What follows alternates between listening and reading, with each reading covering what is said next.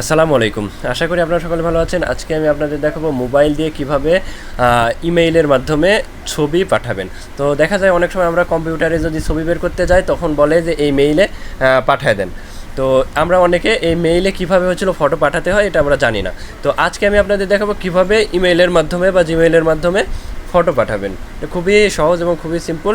এর জন্য আপনার জিমেইল একটি লগ ইন করা থাকতে হবে বা জিমেইল ক্রিয়েট করা থাকতে হবে। অবশ্যই আপনারা জিমেইল ক্রিয়েট করে রাখছেন। আর কীভাবে জিমেইল ক্রিয়েট করতে হয় বা তৈরি করতে হয় যদি না জানেন তাহলে আমার চ্যানেলে গিয়ে ভিডিওটি দেখে আসেন। তো আমরা চলে যাই জিমেইলে। তো দেখুন এটা আমাদের জিমেইল। এই জিমেইলে ক্লিক করলাম। ক্লিক করলে দেখুন এইরকম একটা ইন্টারফেস চলে আসবে। এরপর কি করব, আমরা এখানে এই যে কম্পোজ নামে যে অপশানটি আছে এই কর্নারে এই কম্পোজে ক্লিক করব।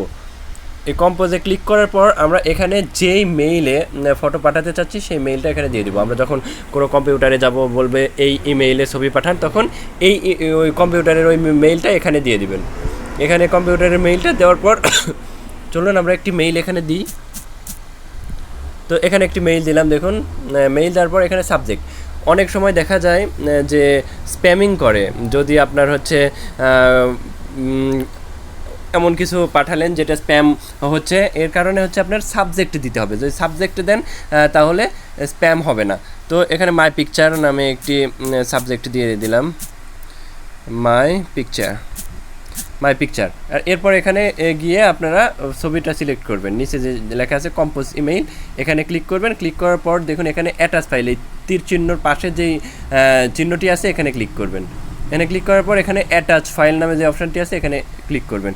এখানে ক্লিক করলে আপনার গ্যালারিতে চলে আসবে। যেই ফটোটি আপনি পাঠাতে চাচ্ছেন সেই ফটোটি এখান থেকে সিলেক্ট করে নেবেন। আমি দেখুন এই ফটোটি এখান থেকে সিলেক্ট করি। এই ফটোটি সিলেক্ট করার পর আমরা এখানে এই অ্যারো বাটনে ক্লিক করলেই কিন্তু এই মেইলটি বা এই ফটোটি এই মেইলে চলে যাবে, যে মেইলটা এখানে বসিয়ে দিয়েছি। তো আপনারাও যেই মেইলে পাঠাতে চাচ্ছেন সেই মেইলটা এখানে বসায় দিবেন। আর এখানে ফটো সিলেক্ট করে নেবেন কোথায় থেকে, এখানে গিয়ে অ্যাটাচ ফাইলে গিয়ে গ্যালারি চলে আসবে, সেখান থেকে আপনারা ফটো সিলেক্ট করবেন। এরপর এখানে অ্যারো বাটনে ক্লিক করলে দেখুন সেন্ড হয়ে যাবে।